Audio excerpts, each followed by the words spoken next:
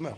On se retrouve dans Punchline avec nos débatteurs et il y a Jérémy Clément qui nous a rejoint. Bonsoir. Bonsoir. Gilets jaunes, rassemblement d'initiatives citoyennes. Merci d'être avec nous ce soir. On évoque évidemment les annonces du président Macron. On va y revenir dans un instant. Mais d'abord, peut-être des nouvelles du mouvement des Gilets jaunes et de ce que vous comptez faire. Alors que Éric Drouet, l'une des figures controversées du mouvement, raccroche les crampons. Il dit j'en ai assez, j'ai subi trop de menaces, j'ai subi trop de pression. Voilà. Est-ce que, encore une fois, il n'y aura... qui va rester au fond? Est-ce que vous allez être en mesure de déposer une liste pour les européennes, Jérémy Clément? Oui, bien sûr. Mardi à 17h, on a prévu à Paris de faire notre conférence de presse avec tous les médias qu'on invitera et qui voudront bien venir voir ce qui va se passer. Parce que je pense que mardi, oui, on réécrira l'histoire.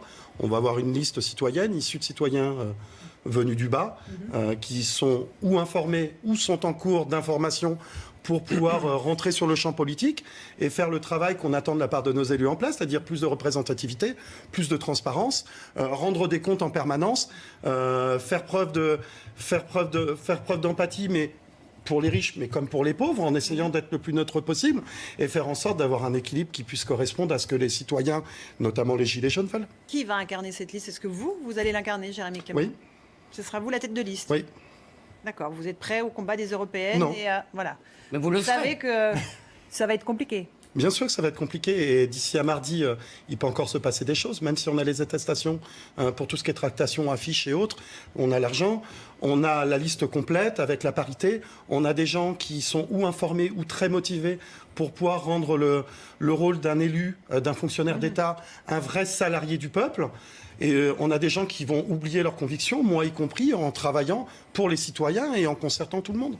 Ce qu'on a demandé à Emmanuel Macron, nous, on va le mettre en place et faire en sorte de l'imposer démocratiquement pour qu'on puisse avoir un jour, ou de la part des élus ou de la part de citoyens comme nous, une vraie représentativité au pouvoir. Alors, Mais ça, vous croyez vraiment, Karim et Dans la après Elisabeth. composition de la liste, Jérémy Clément, il n'y aura que des citoyennes, des citoyens anonymes ou il y aura des personnalités? Alors, vous avez une personne qui est très très connue, qui sera sur la liste, à qui moi j'avais souhaité pendant les dernières semaines qu'il soit tête de liste, c'est Francis Lalanne.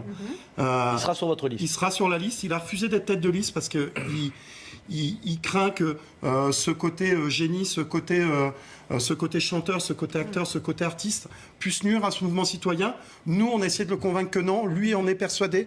Il veut simplement amener son côté citoyen et sa science politique pour qu'on puisse faire quelque chose de sérieux. Alors, Elisabeth. Oui, quand je vous entends parler, en fait, la façon dont vous définissez le rôle des élus, c'est-à-dire des gens qui travaillent, qui sont les salariés du peuple, qui travaillent en permanence, si vous voulez, qui doivent rendre des comptes de façon permanente, être dans la transparence, moi, ça m'inquiète un peu parce que, en tous les cas, c'est ce que vous attendez aussi du pouvoir exécutif, qui est rendre des comptes en permanence. Or, moi, j'ai l'impression que vous faites une erreur de diagnostic, parce que depuis le début, vous pensez que cette crise de légitimité, elle vient du fait que le pouvoir exécutif fait mal les choses, etc. Ce qui est en partie vrai. Le seul problème, c'est qu'elle vient aussi de l'impuissance du pouvoir. C'est-à-dire que très profondément, ce que depuis longtemps, beaucoup de Français sentent, c'est qu'ils ont des dirigeants qui ne sont plus vraiment aux manettes, pour des tas de raisons, notamment l'Europe, et des dirigeants qui ont peine à agir sur le réel. Alors, est-ce que vous croyez vraiment, si vous voulez, qu'en instaurant cette espèce de contrôle permanent avec ces relents un peu sans culotte, est-ce que vous pensez vraiment que ça va améliorer la légitimité? J'adore, votre question est géniale et je vais vous y répondre oui, je vais vous dire pourquoi. Merci pour génial. Hein. Non, mais c'est le cas. Pourquoi? Parce qu'aujourd'hui, quand moi je suis salarié de mon entreprise, d'accord, j'ai aussi des salariés, moi-même je dois rendre des comptes à mon entreprise, à mon banquier, à mon comptable, à ma secrétaire. Les salariés doivent me rendre des comptes à moi, en l'occurrence, etc., etc. Aujourd'hui, on est dans un système professionnel et social où, de toute façon, on doit rendre des comptes de tout. Pourquoi des élus qui gagnent des sommes folles... Non. Qui gagnent pas d'argent, c'est même pas la question, c'est pas là où je voulais débattre. Voilà. Pourquoi des élus qui sont censés représenter les citoyens dans son intégralité ne le font pas tant en termes de pouvoir, parce que je considère qu'Emmanuel Macron, La République En Marche, c'est le pire de la droite et le pire de la gauche. On va dire que nous, les citoyens, nous sommes l'extrême centre. Voilà, parce que sur la liste que nous annoncerons lors de la conférence de presse mardi, vous avez des gens qui avaient des convictions politiques, qui allaient d'un bout à l'autre, mais qui sont prêts à les oublier pour le bien de tous. Parce qu'aujourd'hui, le plus important, c'est pas nos différences. Et si ça l'est, faut que notre différence, ça soit notre force. Il faut qu'on arrive à s'écouter. Si nous, issus du bas, on arrive à s'écouter avec toutes nos différences, notre manque de savoir, notre manque de culture, etc., etc., je me dis qu'on ne peut rien faire de mal que d'apporter une pierre de plus à l'édifice de toute façon. Alors d'abord, c'est une information qui nous arrive ici ce soir, parce que beaucoup de commentateurs, d'experts de la politique doutaient, et même enterraient l'idée qu'une liste Gilets jaunes puisse être constituée en bonne et due forme et déposée. Jérémy Clément nous annonce, c'est donc une information, qu'il y aura bien une liste Gilets jaunes et déposée mardi dans le délai imparti, dans le délai légal. Donc il y a cette information qui est importante et qui est en réalité une bonne nouvelle. Pourquoi ? Parce que cela veut dire que la démocratie représentative n'est pas rejetée, en tout cas par une partie des Gilets jaunes. Et que dans votre démarche... On est très très nombreux à penser comme ça. Alors, est-ce que vous êtes... C'est ça qui risque de surprendre, justement. C'est mon deuxième point. Êtes-vous nombreux ? Les instituts de sondage ont eu raison de continuer à vous tester, puisque... En n'ayant rien donné, c'est intéressant ça aussi. Et à ce stade, la liste Gilets jaunes qui a été testée dans les instituts de sondage est très bas, 2,5%, 3%. Il faut 5% minimum aux élections européennes pour avoir un élu. Ce que vous savez. Donc, ça va être ça qui va être intéressant. Et on constate par ailleurs que le mouvement des Gilets jaunes, en réalité, n'a profité à aucun parti, puisque on voit bien que la République En Marche est sur son socle. Et ça sera le cas avec ou sans liste de Gilets jaunes, ça sera le cas sur son socle. Et la France insoumise est très bas, entre 7,5 et 9% selon les enquêtes d'opinion. Donc, on est à 9% là sur notre sondage sur le vôtre, quotidien. 9%. Il y a d'autres enquêtes où ils sont encore plus bas. Donc on voit bien qu'ils ne bénéficient pas du mouvement des Gilets jaunes à la France insoumise. Donc je suis très intéressé de savoir combien va réaliser cette liste le 26 mai. Ça va être et à qui elle va piquer à qui elle va faire baisser. Ça, c'est intéressant aussi. J'ai une question. On parlait de la constitution de 3 voire de 4 listes. Vous qui connaissez le mouvement par cœur, vous serez la seule? Oui, y en aura-t-il d'autres? Vous avez 18 listes issues du mouvement du 17 novembre qui ont été déposées. 18 listes de partis politiques issus du mouvement des Gilets jaunes. Sur les 18, vous aurez donc la nôtre qui sera présent sur la ligne de départ pour le 3 mai. Vous en aurez peut-être une autre qui sera là, mais qui ne présente aucun tract ni aucun fonds pour les levées de fonds, qui simplement va rester visible pour préparer les municipales. Vous avez trouvé les sous, vous? Celle de Jacqueline Moreau? Non, pas du tout. Non. Je ne vous demande pas où vous ne gagnez pas. Si, je le dirai, mais je pense que c'est cette personne.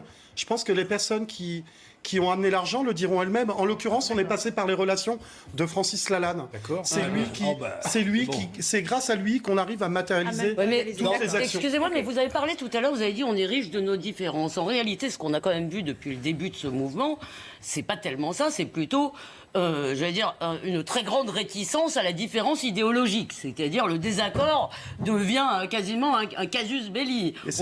C'est là où justement le rôle du fonctionnaire d'État est important. Je pense qu'il doit oublier aussi bien sa différence que ses convictions et autres. Il doit travailler pour les citoyens en général. S'il a des sujets de prédilection, des spécialités, qu'il reste centré là-dessus pour laisser d'autres spécialistes travailler sur des domaines. Mais je pense qu'aujourd'hui, on a besoin...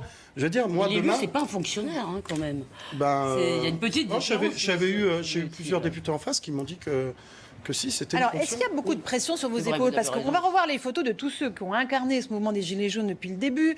On passe de Éric Drouet, on parle de Priscilla Ludowski, Ingrid Levavasseur, il y a Jacqueline Moreau, il y a Benjamin Cauchy qui est parti chez Nicolas Dupont-Aignan, Éric Drouet qui dit voilà, il y a trop de pression, c'est trop dur. Est-ce que vous aussi, elle pèse sur vous, cette pression? Non, elle pèse différemment. Moi, elle pèse plus d'un point de vue professionnel et familial. Je veux dire, aujourd'hui, mon équilibre... S'il y a 5 mois, on m'avait dit que je serais sur des plateaux télé chaque semaine, que je militerais et que je me battrais intelligemment et constructivement pour changer le système tel qu'il est représenté actuellement et faire d'un mouvement une force politique, j'aurais perdu. Si j'avais gagné, j'aurais perdu. Il y a plus de 700 députés à la Chambre européenne.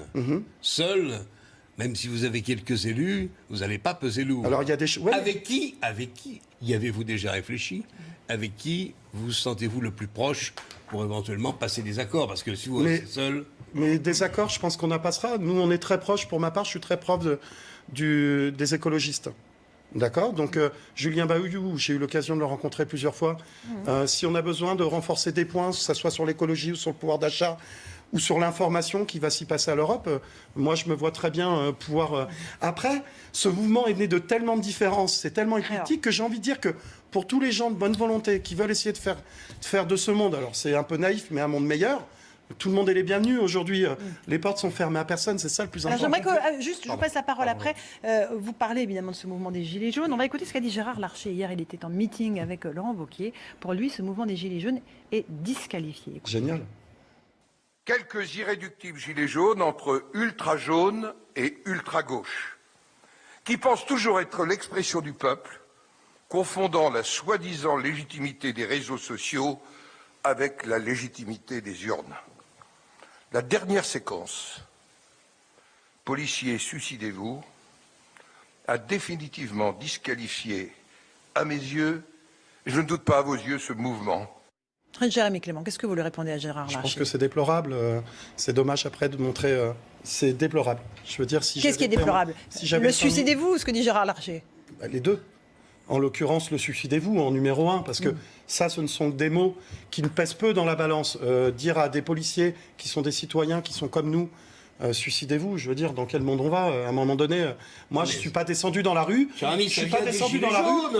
Mais ça vient de chez vous. Mais dans les citoyens et dans les politiques, il y a des disparités, des oppositions et des disputes permanentes.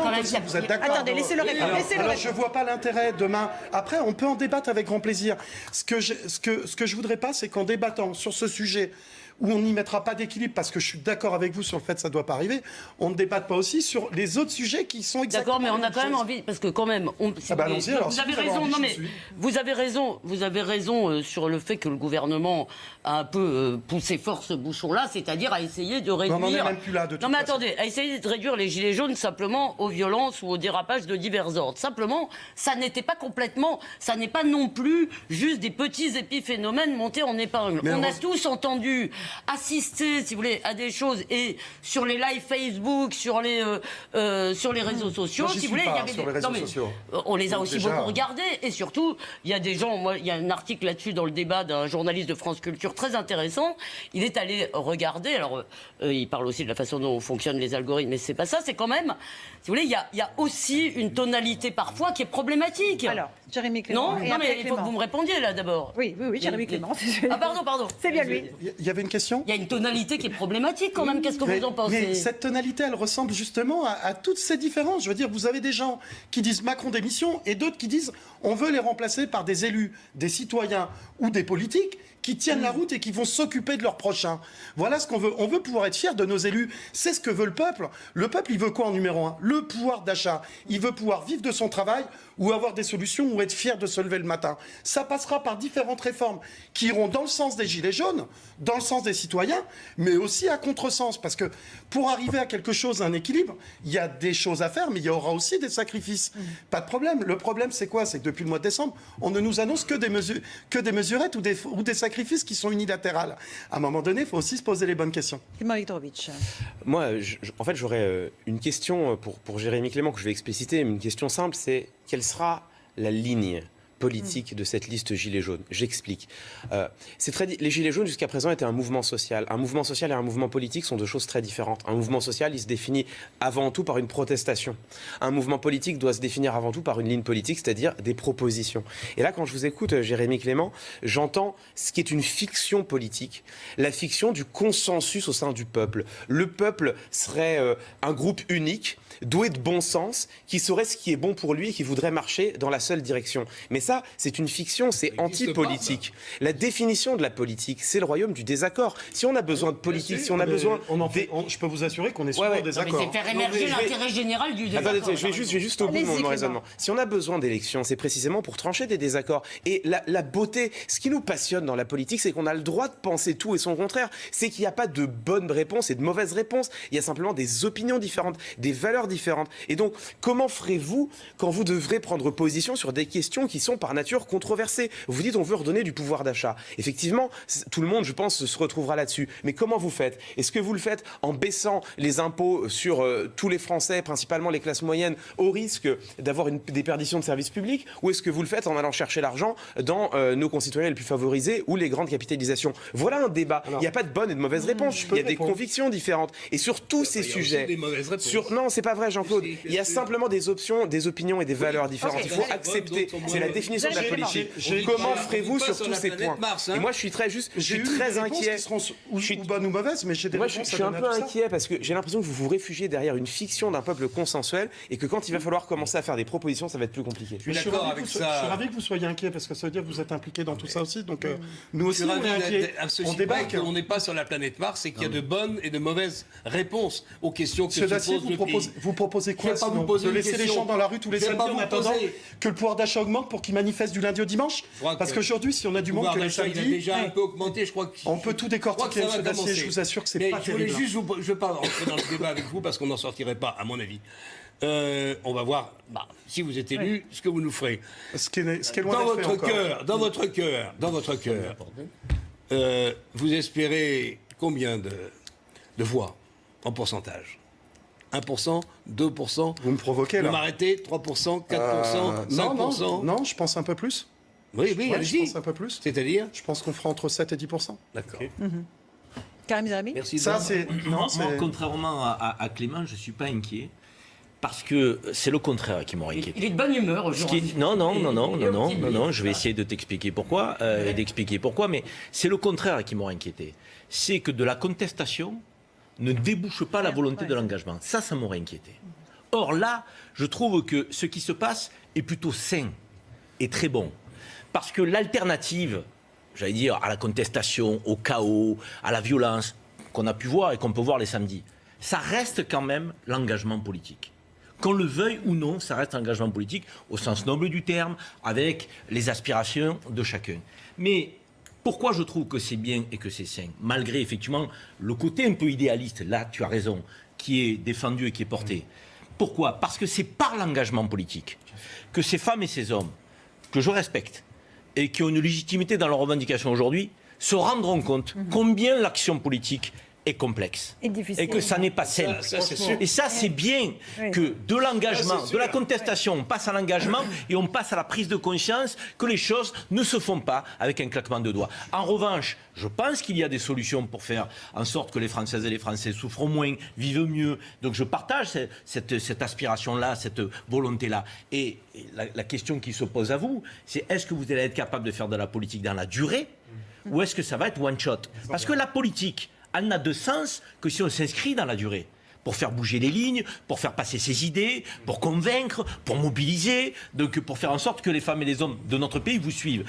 C'est à ça que je m'interroge. Alors, je pourrais répondre très rapidement en disant simplement que ça va être à nous de faire ce qu'on a déjà fait dans le privé, dans le civil, quand on monte une société, quand on part travailler en tant que salarié, quand on remplit nos devoirs civiques, de faire en sorte d'être bien organisé, de bien s'entourer et de pouvoir écouter les personnes qui vont apporter des conseils qui vont servir tout le monde. Et pas uniquement une poignée non plus d'élite, mais de gens du bas. Parce que c'est de ça qu'on parle. L'idée, c'est d'enlever toute corruptibilité ou d'enlever tout manque de transparence pour faire en sorte que, à défaut d'avoir les mêmes compétences que quelqu'un qui sort d'une grande école et qui a déjà tous les codes... Oui, Léna, c'est une erreur. On a entendu dans ce qui a fuité, c'est une erreur... C'est une erreur de la supprimer. Si vous êtes élu, vous en ferez partie de l'élite. Jérémy Clément. L'élite, sont les gens qui dirigent. Alors nous, ça va être un peu différent parce qu'on a prévu de reverser, en plus de ce qui doit être reversé aux partis, on a prévu de reverser aux associations par région. On n'a pas prévu de prendre tout cet argent pour les mettre dans une seule poche, bien au contraire. Il y a des choses quand même qui vont être faites. Permettez-moi là de vous arrêter. Parce que l'élite, justement, ça n'est pas se mettre de l'argent dans la poche. C'est la liberté de penser, de pouvoir le dire. Non, mais ça n'est pas se mettre de l'argent dans la poche. Vous avez l'air de dire, vous dites les élus qui gagnent un pognon fou. Excusez-moi, je vais dire, allez demander au maire de petite ville quel pognon fou il gagne. Je pense que vous allez tomber de votre chaise. Et maintenant, vous dites, ce sera pas, on sera des élites, mais on n'aura pas d'argent. Ce qu'on appelle les élites, ça comporte aussi. Alors, ça comporte aussi. Non, c'est moi qui vous coupe. C'est moi qui. Si demain, en rentrant dans ce qu'on appelle l'élite, nous, modestes citoyens, on arrive à faire des résultats, on arrive à faire quelque chose qui va à tout le monde, où il y a un équilibre, où les riches continuent d'être riches, les pauvres reprennent de l'espoir et arrivent à vivre de leur travail, on remotive les gens qui ne bossent plus à rebosser, etc., etc. On respecte les paroles données, notamment, je pense à nos retraités. On s'occupe un peu plus de nos handicapés qui sont, et croyez-moi, pour participer à une association à but non lucratif aussi à côté. Pour aider notre prochain, on remplit le frigo, on donne de l'argent à la fin du mois et on aide aussi les handicapés. On est sur tous les fronts, je peux vous assurer qu'il y a une misère. Vous faites une erreur, me semble-t-il, pardonnez-moi, mais le Parlement de Strasbourg, c'est autre chose. Ah bon? Plus de 50% des lois françaises sont votées là-bas. Je voudrais vous demander, oui, mais c'est pas rien que c'est un consensus européen. C'est pas rien. C'est pas. Quel est votre, en gros, la politique, le débat européen, ça va être pour simplifier. Est-ce qu'il faut plus d'Europe, plus de décisions qui soient prises j'ai une très bonne réponse. par les responsables européens, ou on revient un peu sur une Europe qui fonctionne mal et on reprend un peu les affaires en main. Je pense vous avez une démarche plus identitaire ou plus européenne? Non, elle sera quand même plus identitaire, en sachant qu'il est hors de question de revenir sur le traité de Maastricht ou le traité de Lisbonne, hormis peut-être 1 ou 2 articles où via la BCE, il y a des choses à faire, je pense. Maintenant, l'idée, elle n'est pas de partir sur tous les grands thèmes d'un coup, puisque c'est des gros chantiers, que ça va prendre du temps. L'idée, elle va être dans un premier temps déjà d'informer de ce qui se passe, pouvoir rendre les lois qui sont passées et qui sont à venir audibles, pour pouvoir les rendre transparentes auprès des citoyens, qu'ils savent à quelle sauce ils vont être mangés, mais aussi de pouvoir combattre les choses qui ne vont dans le sens de personne, aussi bien pour les citoyens de France, mais il n'y a pas que les citoyens de France qui souffrent, il y a des citoyens partout en Europe qui souffrent. Donc il y a un boulot monumental. Nous, on sait, pour être en réseau avec plein d'autres pays européens, on sait qu'on va être les seuls à présenter une liste européenne issue du mouvement du 17 novembre pour les européennes, mais on espère que ça va lancer le pied pour les prochaines élections à d'autres citoyens. Avec quel type d'organisation ou d'association vous êtes en réseau? À peu près toutes. À peu près toutes. Je pense que on est d'accord ou pas avec Jérémy Clément. Ce qui est intéressant, c'est de voir qu'on a un gilet jaune qui n'est pas un fou furieux, qui ne porte pas de haine, ni contre les fonctionnaires de police, ni contre personne, ni contre les riches. Je veux dire, le profil que parfois on définit, il ne l'incarne pas. Il ne le représente pas. Il représente une autre frange qui est celle de ceux qui ont envie de s'engager, qui sont un peu idéalistes, qui veulent faire bouger les choses. Et je trouve que, ne serait-ce que ça fait du bien, parce que ça nous ramène au mouvement du 17 novembre, ça nous sort de tous ces samedis épisodiques qui nous ont fait mal, et je crois que, encore une fois, de la contestation doit déboucher l'engagement, et vous le représentez. Un dernier mot, Jérémy Clément, votre espoir donc sur cette liste des européennes, c'est de pouvoir peser, encore une fois, et d'être le porte-voix de ces oubliés. Depuis le début, c'est-à-dire que dès qu'on avait un porte-voix issu du mouvement des Gilets jaunes qui sortait du lot pour parler au nom de plus de Gilets jaunes ou plus de citoyens, c'est de dire qu'il n'était pas légitime, aussi bien de la part du pouvoir en place que de la part des Gilets jaunes au sein du gouvernement. Au jour d'aujourd'hui, il faut qu'on soit légitime pour pouvoir porter les revendications, pour plein de raisons. La première, c'est qu'on gagne ou pas nos revendications, on vivra toujours d'un problème, d'un malaise de représentativité, d'exemplarité. Donc c'est bien qu'on aille se rendre compte nous-mêmes de ce qui s'y passe et de pouvoir se battre pour tous. Vous ne subissez pas de menaces ? Non, jamais. Jamais. Voilà, Jérémy Clément qui nous a donc annoncé le dépôt de cette liste des Gilets jaunes pour les élections européennes. Vous restez avec nous, on fait une petite pause. C'est le journal avec Samy Sfaxi sur CNews.